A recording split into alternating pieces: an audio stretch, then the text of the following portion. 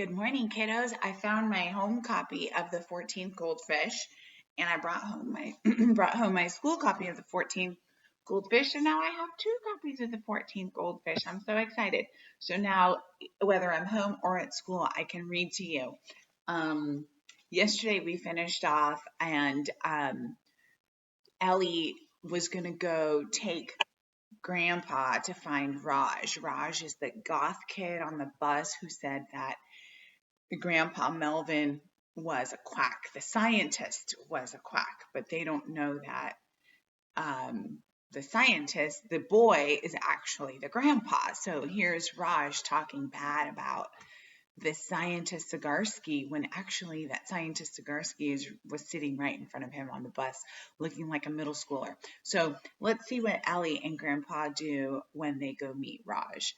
The chapter 9 is called Fruit.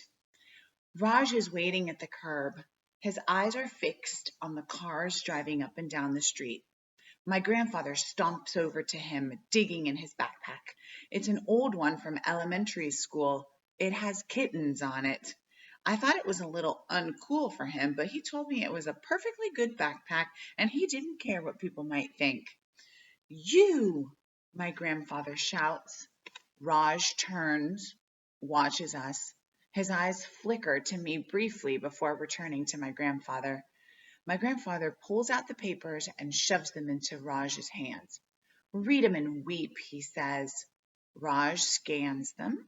Then he looks up. Most of these were published over 30 years ago.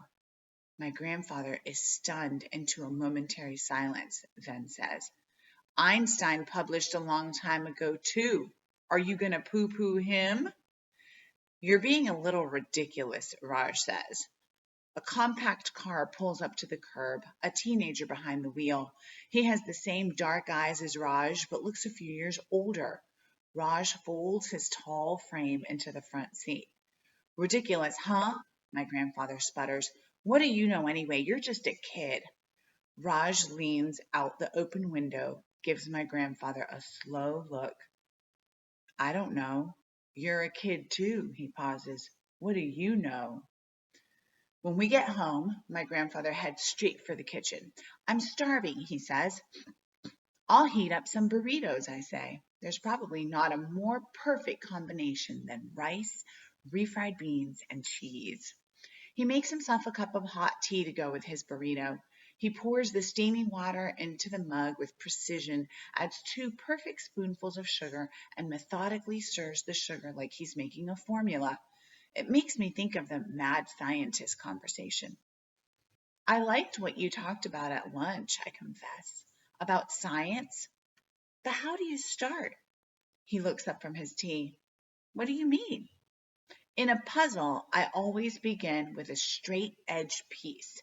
If you wanted to cure polio or anything, where would you even start? With your eyes, of course. Eyes? He looks at the bowl of fruit on the counter. For example, that bowl of fruit. What do you see? It's a battered wooden bowl. There are a few apples, a banana, some pears, and a mango. I'm pretty sure my mom got the mango on sale because she doesn't usually buy them otherwise. A bowl of fruit, I say? Is the fruit alive or dead? He probes. I look at it more closely. The apples are red and shiny, and the banana doesn't have any bruises. Alive. He picks up an apple, turning it. Is it though? Is it attached to a root system? Is it ingesting nutrients? Water? Those are all signs of life. I guess not, I say. He waves the apple at me. It actually begins dying the minute you pick it. Then he goes to the counter and takes a knife from the butcher block. He slices into the apple, exposing a neat row of dark brown seeds. Now, he says, touching them with the tip of his knife. What about these? Dead? I sighed.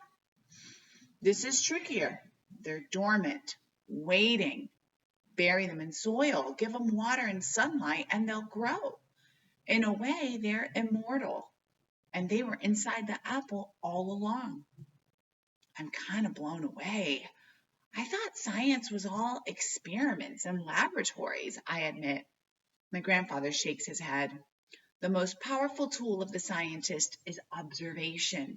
Galileo, the father of modern science, observed that Jupiter had moons orbiting it, proving that the Earth was not the center of everything. His observations forced people to think differently about their place in the universe. Then he looks around and says, "But now that you've mentioned it, I'm going to need a laboratory." "For what?" "For analyzing the T. Melvinus when we get it back, of course," he says like it's obvious. "I need to replicate my results if I'm going to publish." I think for a minute. Our house isn't exactly huge. "What about the garage?" I suggest. We go out to the garage and my grandfather does a slow tour. One half is clear for my mom's car, but the other side is stacked with boxes of props from her shows over the years. There's an old workbench that was my dad's, our bikes, and a freezer. My mom likes to stock up on frozen food before she goes into production on a show. My grandfather rubs a non-existent beard on his chin. "Electricity, decent lighting. It's not climate controlled, but it could be worse. At least I'm not in the desert like Oppenheimer." I just look at him. "Robert Oppenheimer? World War II?" "We haven't gotten that far in history," I explained. "We're still at ancient Greece." Robert Oppenheimer was a brilliant physicist. He ran the Manhattan Project, which developed the atomic bomb. Oppenheimer tested the atomic bomb in the middle of a desert in New Mexico. "Wow," I say. He looks around. "Well, no time like the present. Let's get this place organized." My grandfather wants to set up the lab around the main electricity outlets, and that means shifting all the prop boxes out of the way. It takes us the better part of 2 hours to move everything. There's a box of clip lights, and he arranges them around the workbench. The garage door suddenly rolls open, and my mother's car is there.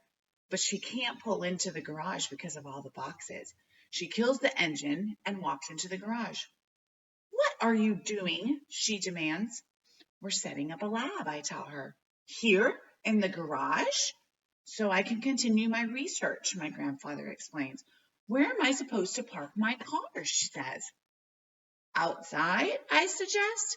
"I don't think so," she says. My grandfather stares at her.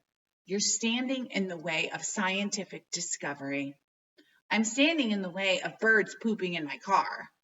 It takes the rest of the afternoon to put everything back. Oh no.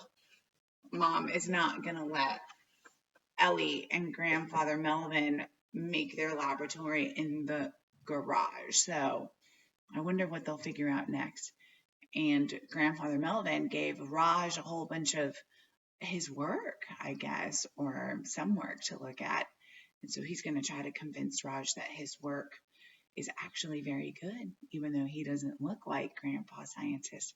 It was nice reading to you guys. I hope you're doing well. Work really hard on your e-class assignments today, all your classes, including connections, because all these grades count. Tomorrow is a catch-up day. You will ask questions, you will review, you will finish up everything you haven't had a chance to finish. You'll get a little extra help from your teachers if you need it, but there won't be anything new. So work really hard these next 2 days so that you can do something fun this weekend. Stay safe, get outside, but stay far away from people. Get some exercise. I think it's going to be beautiful today.